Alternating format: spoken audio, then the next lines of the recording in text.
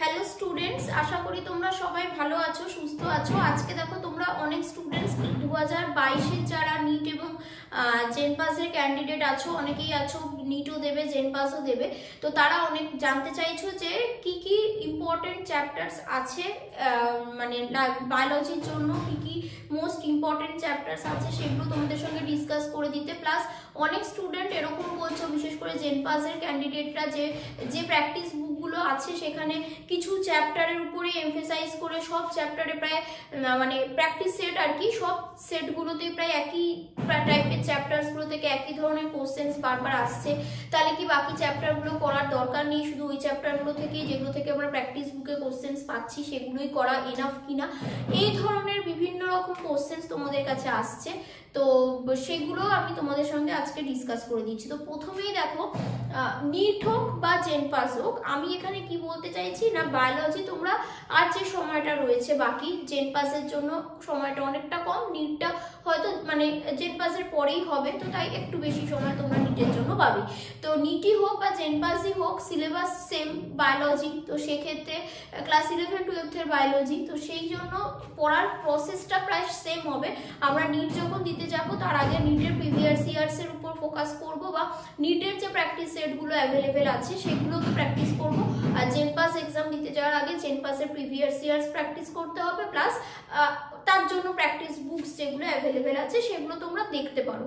এবার বিষয়টা হচ্ছে কি, যে চলো চ্যাপ্টার্সগুলোকে কিভাবে দেখবো, মানে তোমাদের মনে হচ্ছে যে রিভিশন যে করব, রিভিশনের সময় কোনটাকে আগে করব কোনটাকে পরে করব, কিভাবে একটা স্ট্র্যাটেজি হতে পারে সেটা আমি তোমাদের সঙ্গে তুলে ধরার চেষ্টা করছি। দেখো, বায়োলজির ক্ষেত্রেও কিন্তু দু ধরনের মানে সিলেবাস মানে চ্যাপ্টার্স হয়। কিছু চ্যাপ্টার্স খুব বেশি কনসেপ্টচুয়াল, সেখানে কনসেপ্ট ক্লিয়ার হলে এবং তারপরে কনসেপ্ট ক্লিয়ারের পর তোমাকে বারবার বিভিন্ন ধরনের কোশ্চেন্সের থ্রু যেতে হবে, যেখানে কোশ্চেন্স প্র্যাকটিস করতে করতে সেই কনসেপ্টটা আরো বেশি তোমার বিল্ড আপ হবে এবং অ্যান্সার্স করতে পারবে। আর কিছু চ্যাপ্টার আছে যেগুলোকে কনসেপ্ট যে খুব মাথায় লাগাতে হবে এরকম নয়, কিন্তু বারবার পড়ে পড়ে মুখস্থ রাখতে হবে, কারণ ইনফরমেটিভ চ্যাপ্টার। তো সেই হিসাবে আমি দুটো পার্ট করেছি। যেমন 11-12 যদি আমি গ্রুপ ওয়াইজ ধরো ভাগ করি, খুব কনসেপ্টচুয়াল কোশ্চেন্স যেগুলো নিটেও আসে, যে চ্যাপ্টারগুলো থেকে জেন পাসে তুমি এক্সপেক্ট করতে পারো। তো কনসেপচুয়াল চ্যাপ্টার সেগুলো দেখো হচ্ছে সেল বায়োলজি, জেনেটিক্স, বায়োটেক, ঠিক আছে, reproduction, human health and disease, human physiology, plant physiology, evolution, ecology, এই টাইপের যে চ্যাপ্টার্সগুলো মানে ইউনিটগুলো আছে ওইগুলো কিন্তু কনসেপ্টের উপর। বিশেষ করে আমি বলবো যে জেনেটিক্স আর বায়োটেক, ধরো কোনো স্টুডেন্ট, আমি অনেক টিচারকে মানে অনেক স্টুডেন্ট শুনেছি যে যারা ধরো অন্য কোনো টিচারের কাছে হয়তো পড়তো, তারপর হয়তো আমার কাছে পড়তে এসেছে বা কিছু, তো তাদের অনেকের কাছে শুনেছি যে তাদের টিচাররা বলেছে যে জেনেটিক্স আর বায়োটেক চ্যাপ্টারটা খুব শক্ত, তো সেটাকে পরে পড়াবো, বা অনেক টিচার ইভেন এরকম পড়িয়েছে স্টুডেন্টদের যে জেনেটিক্সটা আগে পড়ায়নি, বায়োটেকের চ্যাপ্টার দুটো ছোট, জেনেটিক্সটা বেশ বড় চ্যাপ্টার, মানে ওখানে জেনেটিক্সের মধ্যেই দুটো চ্যাপ্টার থাকে, প্রিন্সিপাল অফ ইনহেরিটেন্স আর মলিকিউলার বেসিস অফ ইনহেরিটেন্স, আর ওই ইউনিটে ইভলিউশনটাও ইনক্লুডেড থাকে। তো ইভলিউশনটা পড়িয়ে চলে গেলেও জেনেটিক্সের ওই চ্যাপ্টার দুটো বাদ দিয়ে যায়, অথচ তাকে বায়োটেক পড়িয়ে দেওয়া হয় স্টুডেন্টকে ওই দুটো চ্যাপ্টারকে। কিন্তু সমস্যাটা সেখানে স্টুডেন্টের নয়, যিনি পড়াচ্ছেন তার সিকোয়েন্সটা বোঝা উচিত। জেনেটিক্স পোর্শনটা মানে বিশেষ করে মলিকিউলার বেসিস অফ ইনহেরিটেন্স বা রেপ্লিকেশন, ট্রান্সক্রিপশন, ট্রান্সলেশন, এই জিনিসগুলোকে খুব সুন্দরভাবে না বুঝলে তুমি কখনোই বায়োটেককে খুব ভালোভাবে বুঝতে পারবে না, এবং অবভিয়াসলি তোমার বায়োটেক পড়তে বিতৃষ্ণা আসবে। যেটা জিনিস তুমি বুঝবে না সেটাকে পড়তে তোমার ভালোও লাগবে না। তো এই সিকোয়েন্সে তোমরা রিভিশন করো। সেল বায়োলজি খুব ভালো করে পড়ো, কনসেপ্ট পুরো ক্লিয়ার করো। জেনেটিক্স, বায়োটেক, প্রথমেই বায়োটেক পড়তে বসে যেও না। যদি দেখো জেনেটিক্স তোমার কাছে ক্লিয়ার, জেনেটিক্স তুমি খুব ভালো পড়তে পারবে, জানছো, কোনো প্রবলেম নেই, দেন তুমি বায়োটেকে আসো। বা জেনেটিক্স না পড়ে বায়োটেক তোমরা বুঝতে পারবে না। তো তাহলে এই সিকোয়েন্সটা আমার মনে হয় ফলো করলে তোমাদের বেটার হবে রিভিশনের টাইমে। তো এই প্রসেসে একটা রিভিশন করতে থাকো। এই জিনিসগুলো চ্যাপ্টারগুলো দেখবে খুবই কনসেপ্টচুয়াল চ্যাপ্টার। যদি বলো জেন পাস আর নিট, হ্যাঁ দুজনের জন্যই এগুলো কনসেপ্টচুয়াল চ্যাপ্টার, এবং genetics, biotech, reproduction, human physiology, evolution, এগুলো এমনই চ্যাপ্টার যে কোনো বায়োলজির রিলেটেড এক্সামে এগুলোর ওয়েটেজ থাকবেই থাকবে। তোমরা বলতে পারো যে মানে নিটের এক্সামে তো জেনেটিক্স থেকে বেশ কিছু কোশ্চেন্স, মানে ধরো যদি 4-5টা কোশ্চেন্সই আসে তাহলে 4-5-এ 20টা নম্বর তোমার হয়ে, 5টা কোশ্চেন্স হলে তোমার ওখানে 4 মার্কস করে 20টা নম্বর ওখান থেকেই চলে এলো। Then evolution nutrition, plant physiology, human physiology তো আছে, খুবই স্কোরিং চ্যাপ্টার, মানে স্কোরিং চ্যাপ্টার মানে ওয়েটেজ কিন্তু এগুলোর খুব বেশিই থাকে। তো তার মানে কি বাকিগুলোর থাকবে না? অবশ্যই থাকবে। এবার নিটে যেহেতু তোমাদের কোশ্চেন্সের অ্যামাউন্ট অনেক বেশি থাকবে, বায়োলজির ওয়েটেজ প্রচুর বেশি থাকবে, বায়োলজিকে অনেক বেশি ফোকাস করতে হবে, এবং অবশ্যই আমি বলতে পারি এনসিইআরটি মোর দ্যান এনাফ হয়ে যাবে তোমরা যদি খুব ভালো করে বুঝে। মানে এনসিইআরটিতে কি হয়, সব জিনিসটা থাকে কিন্তু খুব কি বলবো ছোট ছোট লাইনে দেওয়া থাকে। তো সেটাকে এক্সপ্রেস করার জন্য তোমাদের কাছে অনেক স্টুডেন্ট হয় যারা এনসিইআরটিটাকে পুরোটা নিজে পড়ে বুঝে উঠতে পারে না। তো সেই জন্য তোমাদের সেরকম গাইডেন্স দরকার, যারা যে টিচার তোমাকে এনসিইআরটির প্রত্যেকটা লাইনের মিনিং খুব ভালো করে বুঝিয়ে দেবে, ঠিক আছে? কিন্তু এনসিইআরটি পড়লে বায়োলজির জন্য এনাফ, কিন্তু তোমাকে সেরকম গাইডেন্স নিতে হবে যাতে তুমি এনসিইআরটির প্রত্যেকটা লাইনকে মুখস্থ না করে বুঝে পড়ো, বা বুঝতে তোমাকে সেই টিচার তোমায় সাহায্য করেন। তো এটা হলো। এবার একটু চলে আসো যে যেগুলো কিন্তু একটু তোমাকে মুখস্থ, যতই তুমি পড়ো বুঝলে কিন্তু তোমাকে একটু বারবার রিভিশন করতে হবে, প্রতি সপ্তাহে দুবার করে ধরো সেগুলোর পেজ উল্টাতে হবে, তা না হলে পড়বে আবার ভুলে যাবে। তো এইরকম টাইপের যেগুলো একটু ইনফরমেটিভ চ্যাপ্টার্স আছে, যেগুলোকে তুমি একটু চার্ট, ফ্লো চার্ট বানাতে পারো, কিছু নিজের মতন করে পিকচার্স, কিছু মাইন্ড ম্যাপস বানিয়ে নিতে পারো, যেগুলো করলে পরে কিছু নিউমোনিক্স ইউজ করতে পারো, তাহলে তোমার মনে রাখতে সুবিধা হবে। সেরকম কিছু চ্যাপ্টার দেখো, ডাইভার্সিটি, যেটা প্ল্যান্টস অ্যানিমালস ডাইভার্সিটি সবটা ইনক্লুডেড হচ্ছে, প্ল্যান্ট আর মরফোলজি অ্যানাটমি দুটোই ইনক্লুড করতে পারো, minerals nutrition, plant growth and development, সোজা চ্যাপ্টার কিন্তু স্কোরিং চ্যাপ্টার, প্রচুর নাম্বারের কোশ্চেন্স এটা থেকে যে নিচে আসে এরকম নয়, কিন্তু অবশ্যই আমাকে পড়তে তো হবে। Strategies for food production, microbes in human welfare, এই দুটো তো খুবই দেখবে অনেক মাইক্রোবসের নাম থাকে, এক্সাম্পলস থাকে, তো এগুলোকে একটুখানি কিন্তু তোমাদের চার্ট বানিয়ে, ফ্লো চার্ট বানিয়ে একটুখানি নিজেদের মতন করে যে যেভাবে মনে রাখতে স্বাচ্ছন্দ্য, কেউ লিখে লিখে পড়লে মনে রাখে, তো সেভাবে কিন্তু রাখতেই হবে। এবার চলে আসো যে যারা নিট এবং জেন পাস দুটো এক্সামই দেবে, বা শুধু নিট দেবে বা শুধু জেন পাস দেবে, চ্যাপ্টার্স তো বুঝলাম সেম, কিন্তু কারা কিভাবে পড়বো? তো সেক্ষেত্রে যারা নিট এক্সাম দেবে তারা এনসিইআরটিকে ভরসা করো, করে এরকম টিচারের কাছ থেকে গাইড নাও, যারা যিনি তোমাকে বায়োলজি এনসিইআরটির প্রত্যেকটা লাইনের মিনিং তোমাকে বুঝিয়ে পড়িয়ে দেবেন, এবং তুমি যেখানটায় প্রবলেম পড়বে, যেখানে এনসিইআরটি বুঝতে পারছো না, তোমাকে হেল্প করবেন। এবং তার সঙ্গে অবশ্যই এনসিইআরটি ফিঙ্গার টিপস আছে, প্রিভিয়াস ইয়ার্স পেপার আছে, তো সেগুলোকে তোমাকে অবশ্যই কিন্তু এমসিকিউ সলভ করতে হবে। পড়া অ্যান্ড এমসিকিউ সলভ, পড়া অ্যান্ড এমসিকিউ সলভ, এইভাবে তোমাকে এক্সাম পর্যন্ত এগিয়ে যেতে হবে। অবশ্যই মক পেপার টেস্টও দিতে হবে, তা নাহলে তুমি টাইম ম্যানেজমেন্ট কোনোভাবেই এক্সাম হলে বসে করতে পারবে না, সেটা নিট হোক বা জেন পাস হোক। তো এবার জেন পাসের এক্সাম যারা দেবে, তো তাদের ক্ষেত্রে শুধু কিন্তু এনসিইআরটি পড়লে এনাফ নয়, তাকে স্টেট বোর্ডের, ওয়েস্ট বেঙ্গল বোর্ডের বই অবশ্যই পড়তে হবে। যদি সে আইএসসি বোর্ডের স্টুডেন্ট হয়ে থাকো, 2022-এ এক্সাম দেবে, তো তাদের এক্ষুনি ছুটে গিয়ে ওয়েস্ট বেঙ্গল বোর্ডের একটা বই কিনে আনার দরকার নেই।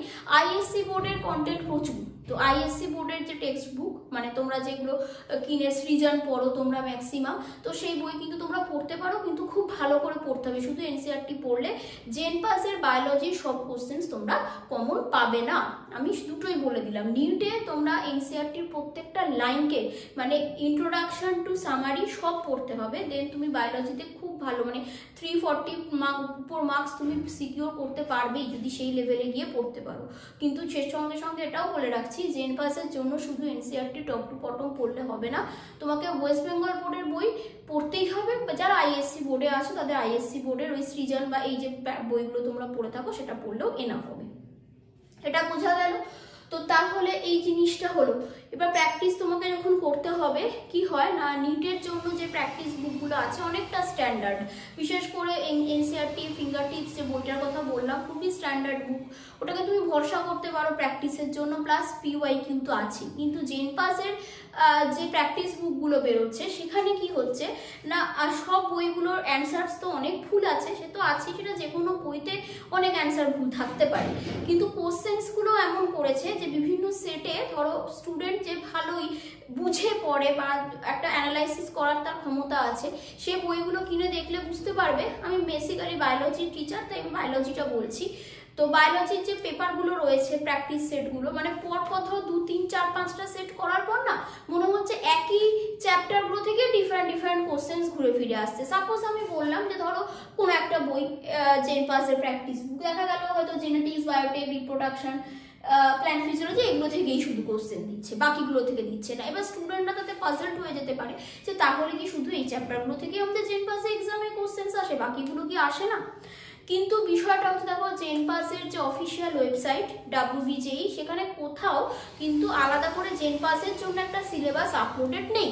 আমাদের তাহলে কি সিলেবাস ফলো করতে হয় না, আমাদের HSS সিলেবাস মানে ওয়েস্ট বেঙ্গল বোর্ডের 11th এবং 12th যে সিলেবাসটা আছে সেটা ফলো করতে হয়। আর সেটাতে তো যা আছে আমাদেরকে সেটা পড়তে হবে। এবার যদি বলা থাকতো অফিসিয়াল ওয়েবসাইটে দেওয়া থাকতো যে এই চ্যাপ্টারগুলোই বায়োলজি থেকে আছে কি এই চ্যাপ্টারগুলো ফিজিক্স থেকে আছে, তো তাহলে আমরা নির্দ্বিধায় যখন জেনপাসের জন্য প্রিপারেশন নিতাম সেই চ্যাপ্টারগুলোই পড়লে এনাফ হতো। কিন্তু সেরকম কিছু অফিসিয়াল ওয়েবসাইটে তো বলাই নেই।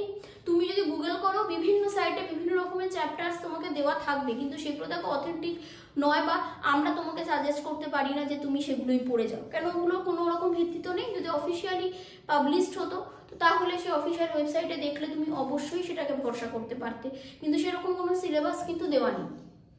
তাই প্র্যাকটিস বুকগুলোকে ভরসা করার যোগ্য নয় যে সেই বইগুলোতে যে চ্যাপ্টারসগুলো থেকে কোশ্চেন্স ঘুরে ফিরে আসছে ওই চ্যাপ্টারগুলোই আমার সিলেবাস। কেন প্র্যাকটিস বুকগুলো অতটাও ভালো কিছু মেনটেন করে না, মোটামুটি একটা র্যান্ডাম কিছু বানিয়ে দেয়। তো তাই ওগুলোকে ফলো করে বোকামি না করাটাই ঠিক হবে, কারণ যদি সেই চ্যাপ্টারগুলো থেকেই না আসে কোশ্চেন্স তখন কিন্তু তোমার আর কিছু করার থাকবে না। এক্সাম দিতে বসে তুমি কাউকে ব্লেম করতে পারবে না, কেন না ওই বইগুলো থেকে আমি প্র্যাকটিস করেছি, সেই বইতে তো এইসব কোশ্চেন্স ছিল না, তাহলে এখান থেকে কেন দেওয়া হয়েছে এইসব ভাবতেই পারো তুমি, কিন্তু ভেবে কিছু লাভ হবে না। তো সেই জন্য সিলেকশন পেতে গেলে ফিজিক্স কি, কেমিস্ট্রি কি, বায়োলজি কি, লজিক্যাল রিজনিং কি, ইংলিশ কি, জেনপাসের জন্য সব চ্যাপ্টার যে যতটা পারছো নিজের 100% দিয়ে শুধু এফোর্ট দিতে থাকো যেটুকু টাইম আছে, তাহলে নিশ্চয়ই সিলেকশন হবে। প্র্যাকটিস বুকের উপর মাথা দিয়ে ভুল ভাল উত্তর করা আর যে যেমন তেমনভাবে সেটগুলো বানানো, তো সেটার উপর বেস করে এক্সামের প্যাটার্ন ভাবতে চেও না।